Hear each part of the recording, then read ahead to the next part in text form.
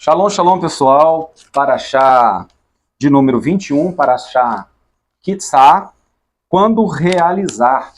É uma paraxá que vai nos ensinar sobre os utensílios do templo, o aroma, vai nos ensinar também sobre o incenso.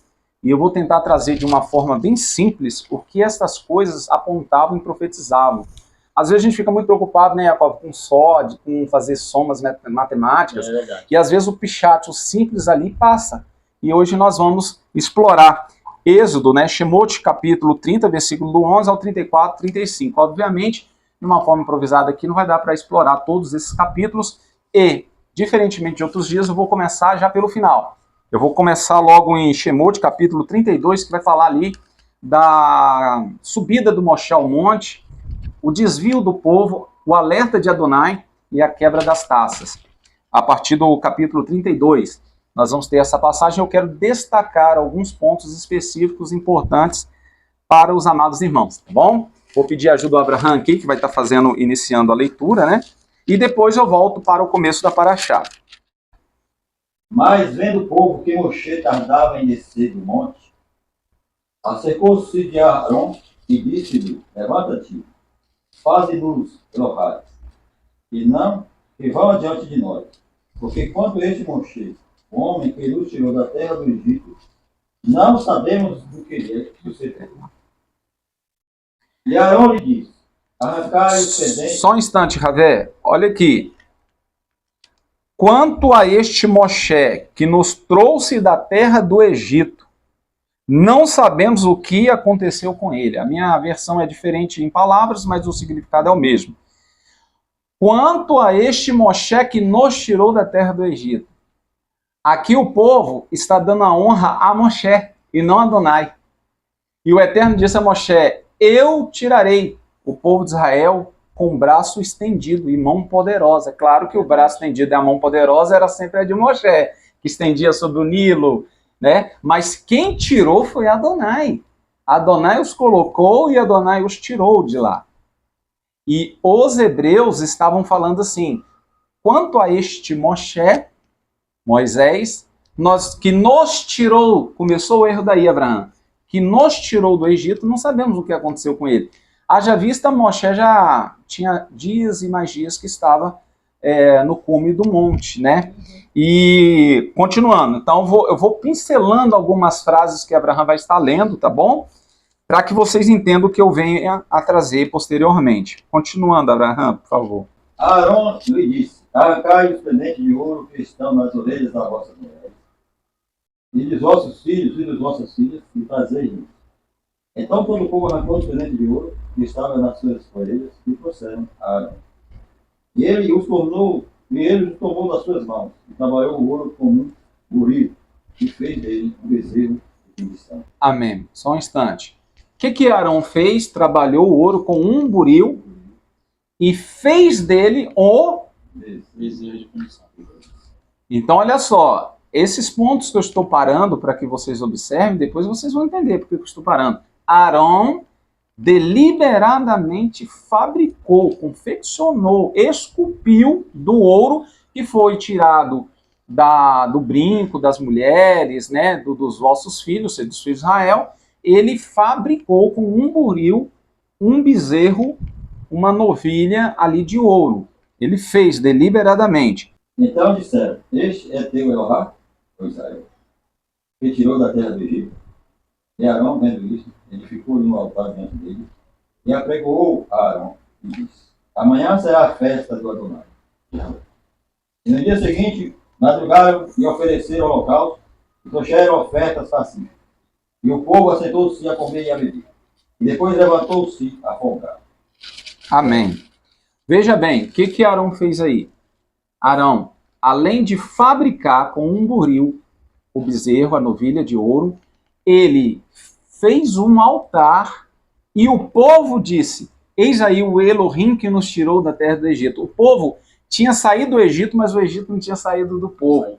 A mentalidade de precisar de enxergar um Elohim, de enxergar uma deidade, de enxergar uma divindade, ainda estava no povo que jazia lá 430 anos. Então, por isso que aquele povo que saiu, ele não poderia entrar. Teve que vir uma nova geração Segundo os rabinos, dizem que o Eterno não poderia começar uma nação com raiva. Por isso que aquela geração toda... Mas o ponto que eu quero chegar é que ele, além de fazer o bezerro, ele construiu um altar e o povo disse, eis aí o nosso Elohim. Interessante que quando Moshe sobe ao monte, eles falaram, este Moshe que nos tirou, não deu a honra a Adonai. Mas aqui eles dão a honra ao bezerro. Não falou, falou que o bezerro que nos tirou, mas não tiveram a capacidade de falar assim, que foi Adonai que havia os tirado de lá. Estão começando a entender o pecado de Arão e de um líder fraco? Quando a comunidade tem um líder fraco, a comunidade se adoece, já sendo ela tendenciosa, porque essas serão as palavras de Arão mais à frente, ao ler ali. A excusa dele para com Moshe, né? Além disso, Arão, ele estabeleceu um Shabat. E eu fiz as contas lá e cai realmente no Shabat, né? No Shabat lunar, cai direitinho, direitinho. E ele falou, amanhã é um Shabat, é um dia de folga, um dia de descansar. E ele institui uma festa ao bezerro. Olha o pecado de Arão. Depressa se tem desviado do caminho que eu tinha ordenado.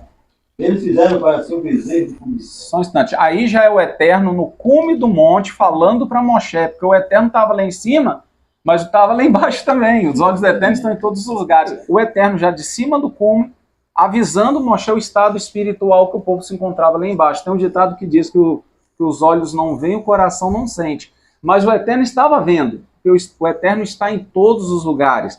E olha só o que o Eterno vai falar para Moshe, e presta atenção que eu vou destacar algumas frases aí.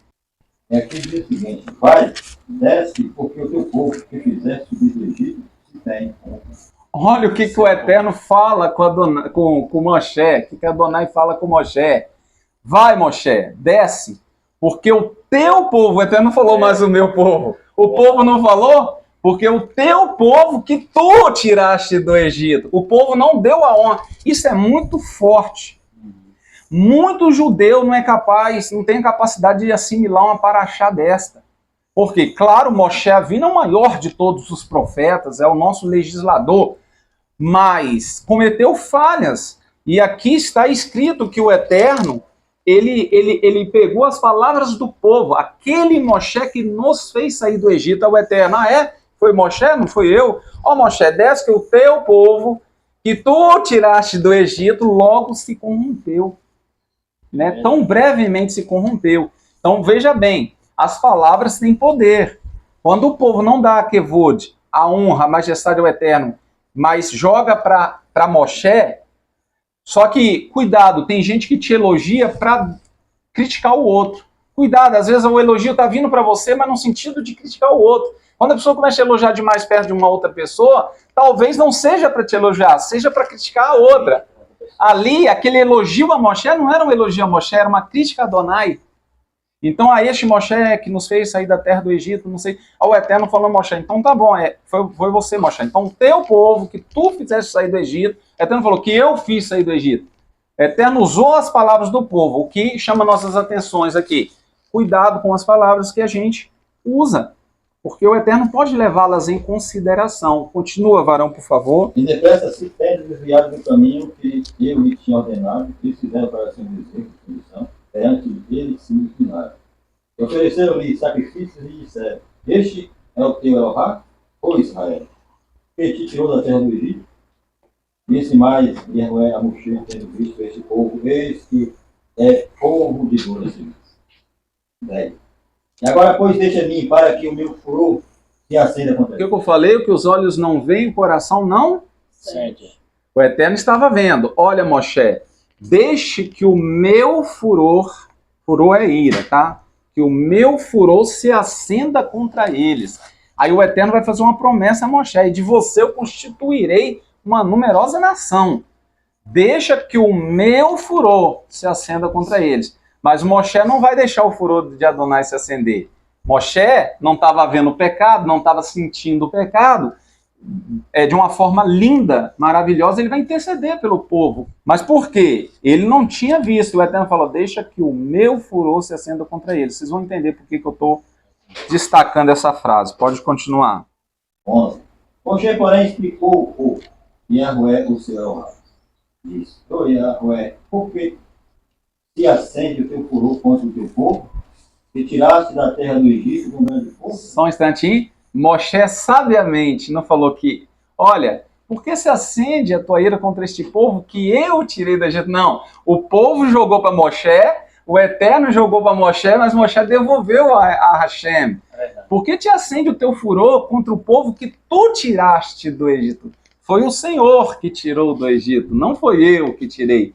Não é isso? Continua, varão, por favor. Torna-te no furor da tua ira, compadeça-se deste mal contra o teu povo. Então, Moshe pedindo aqui para Adonai, ó, volta, torna-te do furor da tua ira, que cesse a tua ira, que abrande a tua ira. Moshe ainda não tinha visto com os próprios olhos, né? E virou-se Moshe e desceu um monte com as duas tábuas do testemunho na mão, as tábuas escritas ambos aos lados. E de um e de outro lado estava escrito. Aquelas tábuas eram a obra dele. As tábuas da lei era de quem? Era de Moshe ou era de Hashem? Aqui está falando que as tábuas eram obras de Elohim. Continua aí, escrito pelo dedo de Elohim. E também a escritura era a mesma de Elohim, esculpida nas tábuas. Logo, as tábuas eram obras da mão do Eterno, foi o Eterno que as arrancou, as fez, e não só as tábuas, mas as escritas eram obras da mão de Hashem. Ele disse a Yehoshua, não é alarido dos vitoriosos e nem dos vencidos, mas isso não é alarido de guerra, isso é alarido de quem canta, quem dança, é festa. Né? Ele disse para Yehoshua, pode continuar, Ravé, por favor. Aconteceu que chegando Moshe no arraial, e vendo o bezerro e as danças, acendeu-lhe um furor e arremessou vendo, aí ele pôs os olhos no pecado. Pecado que lá do cume do monte ele não via. Eterno, se aplaca o teu furor, tua ira e tal, né? Mas aqui falou assim, vendo o bezerro e as danças, o povo se prostituindo espiritualmente, acendeu-lhe o quê? Lembra que o Eterno falou assim, Moshe, aqui ó, deixe que o meu furor se acenda. Não é o teu furor, Moshe, é o meu. E Moshe, volta-te do teu furor, aquela coisa, mas vendo, acendeu-lhe o furor, quando ele viu o bezerro, a idolatria, o povo. Aí quem ficou irado é Moshe, o que ele faz quando ele fica irado? Quebrou as tábuas. A gente sabe que isso é um ato profético, que eu não vou entrar nisso agora, mas ele quebrou algo que não era dele. As tábuas não eram dele, e se você for ler mais adiante, o Eterno bota o Moshe lá em cima de novo e manda ele esculpir as tábuas. A primeira vez deu na mão, aqui as tábuas eram obras da mão de Elohim. Como ele quebrou, agora você vai pagar o preço, você vai agora ter que esculpir. Ele quebrou algo que não lhe pertencia, as tábuas eram de Adonai e não dele. Foi por zelo? Foi, mas não fez certo. Eu já sabia que ele ia acontecer. Sim, é onde eu queria chegar. Porque ireis e não pequeis. O Eterno se ira e não peca. O homem é capaz de irar e pecar. Porque é muito difícil você irado não pecar, não fazer bobagem. E é permitido a gente irar porque somos humanos, somos carne e osso.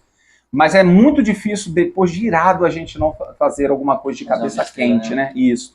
Tomou o bezerro que tinha feito e queimou. Essa parte é maravilhosa. Pode continuar. Ele queimou o bezerro, derreteu no fogo e fez o povo beber. Até que se tornou em pó.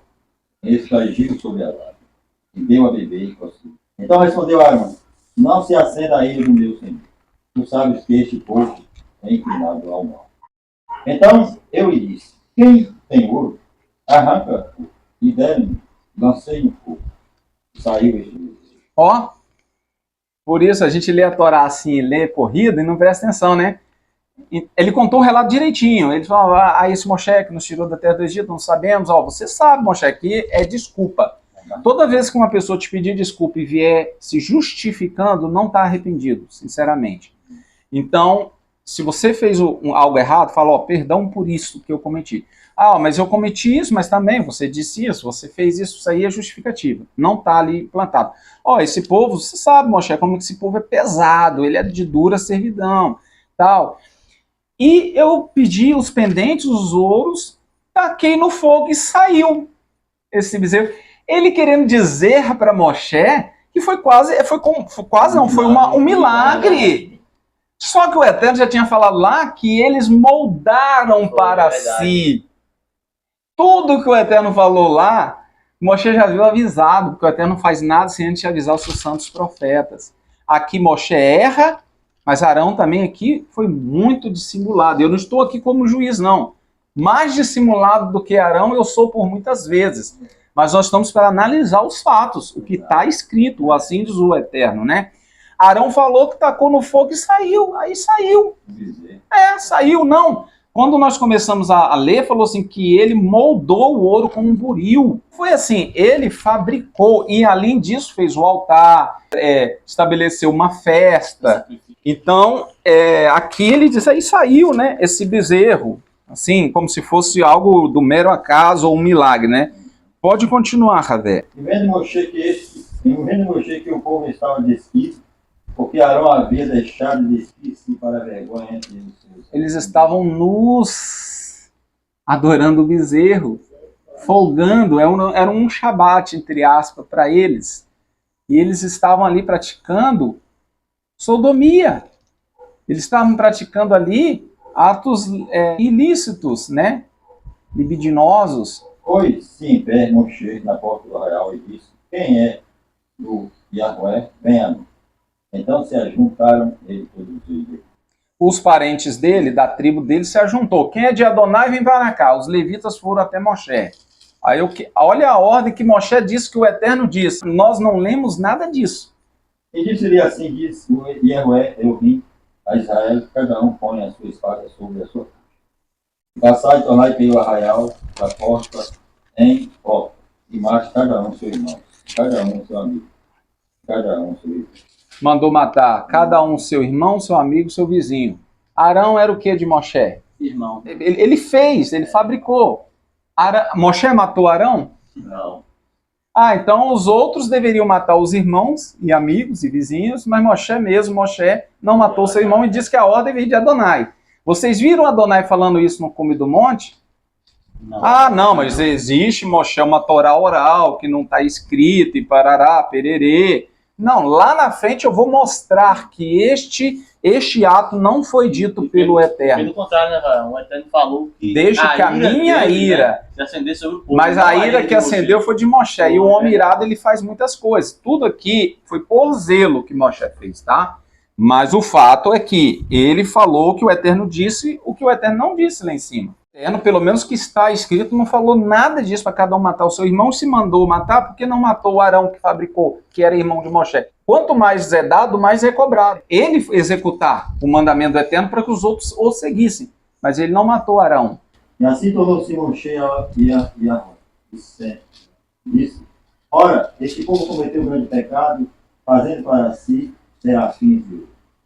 Agora, pois, perdoa o seu pecado, se não, risca-me, peço-te do teu livro.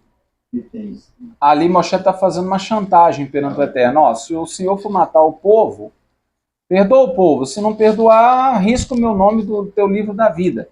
Mas é uma chantagem assim. Ali era verdade. Moshe era um senhor de 80 anos. Ali Moshe estava, não, eu prefiro morrer com o povo. Se não puder perdoar, me mate com eles. Era uma chantagem, mas verdadeira. Só que o Eterno não pleiteia. O Eterno não negocia. O Eterno falou, Moshe, quem pecar contra mim, a este eu riscarei do meu livro da vida. Pode ser você, pode ser quem for. Versículo 34, para vocês verem que aquela punição que Moshe deu e disse que o Eterno tinha mandado cada um matar o seu irmão, que morreram 3.000 almas, vocês vão ver o Eterno aqui não validando como punição dele mesmo, mas dizendo que ainda ia punir o povo. Logo, se aquela punição não foi do Eterno, então foi das palavras de Moshe, da ira de Moshe. O Eterno tentou avisar Moshe, deixa que a minha ira se acenda, não a tua. Não falou a tua ali, né? Mas Moshe, ao vendo, se irou também, quebrou os talos e mandou cada um matar o seu irmão. Vai, pois agora, conduz este povo para onde tem de ir. Eis que o meu Elohim irá diante de ti. Porém, no iom da minha visitação, visitarei mesmo o seu pecado. Deixe que o meu malar, meu mensageiro, meu anjo, vá adiante. No dia da minha visitação, eu punirei os seus pecados. Ou seja, o Eterno ainda iria punir o pecado do povo. Então aquela punição não veio de Adonai, veio do próprio Moshe, da ira de Moshe. Vocês estão conseguindo entender? Uhum. O Eterno não considerou aquilo a punição dele. No dia da minha visitação eu punirei. O que o Eterno deu através do pedido de Moshe foi um tempo a mais, né? E realmente essa geração todinha não entrou, né? Não entrou lá. Isso para mostrar que os homens mais santos, mais admiráveis, passíveis de erro, de falhas. Por isso que está escrito que todos pecaram, destituídos estão. E Moshe nem entrou em Canaã, não foi por causa disso. Moshe não entrou em Canaã porque prevaricou contra o Eterno. Aí é outra questão. Consagrarei a tenda do encontro e o altar. Da mesma forma, consagrarei a Arão e seus filhos, para me servirem no ofício de Corrêne. 46. Eles saberão que eu sou Adonai, seu Elohá, e os trouxe da terra do Egito, a fim de viver com eles. Eu sou Adonai, seu Elohá. Vai consagrar, santificarão os filhos dele, para que sirvam no tabernáculo, e falou assim, e eles saberão que eu sou o Adonai que os tirou da terra do Egito. Aí o Eterno chama para si a patente de ter tirado o povo do Egito. O povo falou que foi Moshe, o Eterno ali, ironicamente, digamos assim, falou, vai Moshe, que o teu povo que você tirou do Egito, e aí o Eterno falou assim, eu vou santificar Arão e o povo saberá que foi eu que tirei o povo da terra do Egito. Isso é muito importante, né? O Eterno colocando os pingos nos is aí. Gabriel, pode ler, por favor? Com isso, Arão entrará no santuário, com um novilho, para a expiação do pecado, e um carneiro para o holocausto. Com isto, Arão entrará no santuário com um bezerro. Novilho é bezerro, tá? E a bezerra era o bezerro ruivo, vermelho. Aquele bezerro que ele fez de ouro ficou avermelhado. Então, Arão entrará com um bezerro vermelho, né? Com um bezerro e 2 cordeiros para pagar o pecado de quem? Leia aí, Gabriel. Depois Arão oferecerá o novilho da expiação, que será parte para ele, e fará expiação por si e pela sua casa. Isso aí. Então Arão apresentará, né, sacrificará um novilho para o pecado dele e da descendência dele, da sua casa. Veja que por conta do pecado do bezerro de ouro, o Arão todos os anos, e os sacerdotes, os sumos, né, sacerdotes, os descendentes dele que assumiria o posto mais alto dos Correnim, deveria sempre entrar matando o bezerro vermelho, para mostrar que quem é Adonai é o Criador dos céus da terra, não é nenhum bezerro de ouro. Por conta do pecado do bezerro de ouro, se você olhar ali as ofertas que o Senhor sempre coloca a novilha, o bezerro primeiro, pelo pecado de Arão. Arão, todas as vezes, todos os anos, tinha que matar um bezerro vermelho para o seu próprio pecado. Entende aí? Para que nunca esquecesse do pecado que ele fez e não se repetisse, né? Baruch Hashem. Então vamos lá, irmãos. A Parashá Kitzá é muito interessante. Fala quando realizar, o Eterno nos ensinando a realizar as coisas. E ele começa aqui no Passuque, versículo 11 ao 16, ele fala do censo e o resgate. Todo varão macho tinha que fazer um censo ali de 20 anos, né? Para cima ele tinha que fazer um resgate. Ou Jacob, se quiser ler, do 30, do versículo 11 ao 16. Adonai diz a Moshe, quando você realizar um censo do povo de Israel, registrá-lo, cada pessoa, ao registrar-se, deverá pagar um resgate pela própria vida a Adonai, para evitar o surto de uma praga entre eles durante o período do censo. Então o motivo do censo era qual? Evitar a praga. Evitar uma praga. Lembra que Davi foi fazer o censo sem esses devidos cuidados e foi o anjo da morte que começou a matar, o povo caiu em peste? Se não estudar a Torá, você nunca vai entender os profetas, você nunca vai entender Terrilim, Salmos, você nunca vai entender a Brit Hadashah, não adianta. Com a base da Torá que está ali, os estatutos, os fundamentos do Eterno. O que aconteceu com Davi, quando ele quis fazer um censo, não pagou esse resgate e o anjo da morte enviado pelo Eterno veio e saiu matando Davi da Amélia, o rei Davi, foi fazer um censo sem fazer esse devido resgate aqui, e o Eterno puniu Davi por isso e todo o povo, e veio uma mortandade, uma praga. Então aqui o Eterno está estabelecendo esse censo, que deveria fazer esse resgate para que não houvesse uma praga, né?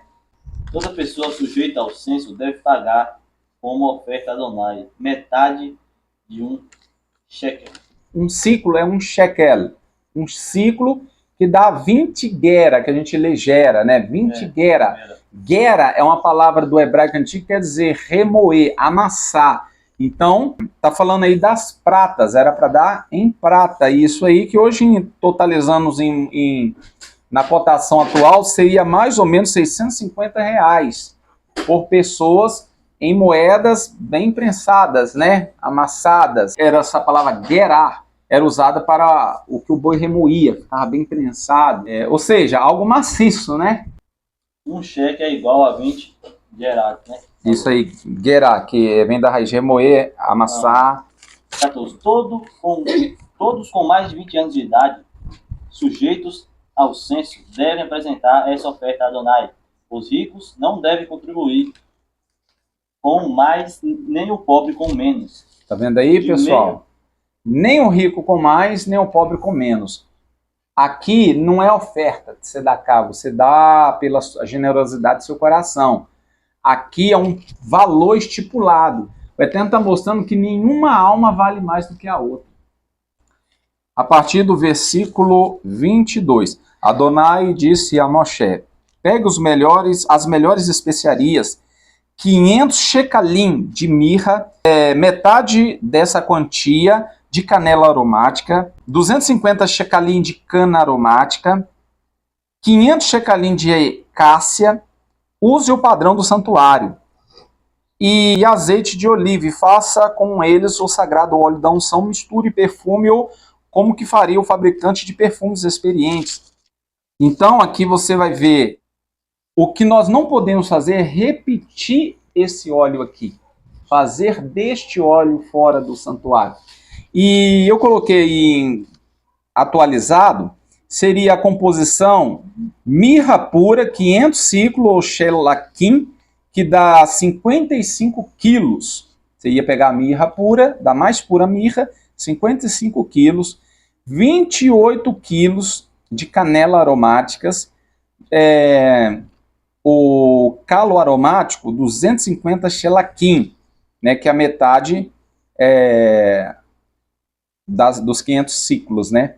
A cássia, 500 ciclos, segundo o padrão do santuário. O azeite, 1 hin, cerca de 6 litros, e a metade disso dá 3,7 litros. A gente não pode pegar essa composição, irmã amigo, e fazer. Repetir ela. E colocar sobre a carne de alguém. Não, o que eu não posso fazer é esta composição. Isso não quer dizer que eu não possa ungir alguém com azeite, que eu não possa... Porque o azeite era usado até para curar doenças, né? A gente sabe que uma pessoa cascuda, o azeite ali, ele amacia a carne, né? Tem vários outros fatores do azeite também.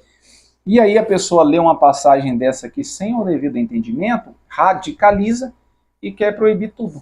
Acha que tudo é transgressão da Torá. Ele fala especificamente o ritual. Esta composição, você não pode repetir, não pode fazer fora do santuário. E não só essa, nós vamos ler também sobre o aroma, que era colocado no incenso. O Eterno deu a fórmula, ele foi o alquimista aqui, é o Eterno. E não pode fazer um incenso parecido com aquele que o Eterno mandou fazer e queimar por aí, não pode. Eu usei muito o óleo, o azeite na epidermancianismo nas pernas, nos braços, no corpo. E cura mesmo, né? Sim. Ele lubrifica, né?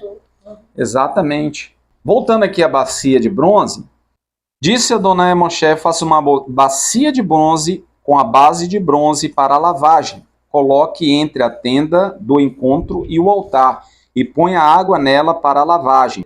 Arão e seus filhos lavarão as mãos e os pés ali.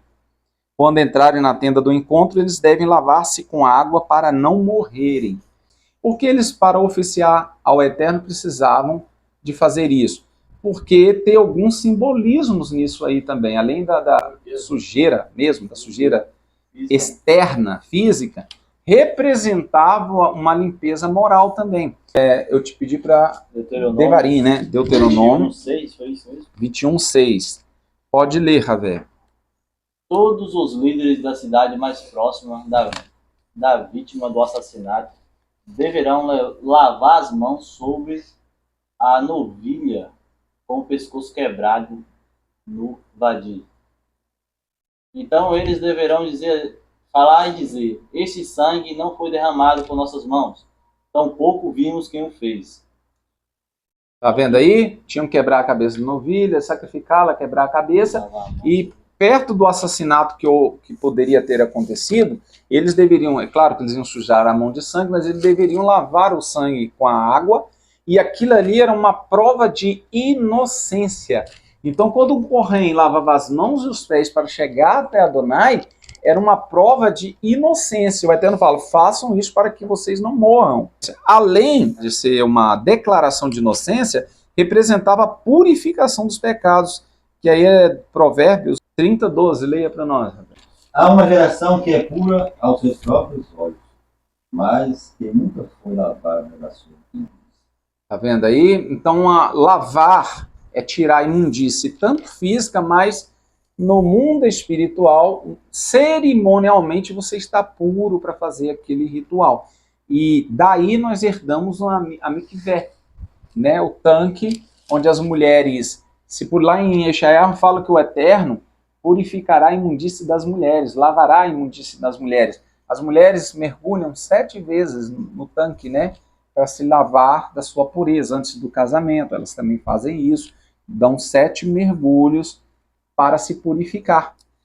A gente vai ler aqui sobre o incenso, e depois eu quero que o Ravé leia para mim Apocalipse 8:3, versículo 34. Pegue essências de planta aromáticas, resina de bálsamos, raiz de ônica doce e resina de gálbano amargo, essas especiarias e o incenso, todas as quantidades iguais, e faça um incenso misturado e perfumado com um produto de um fabricante de perfumes experiente, salgado, puro e sagrado.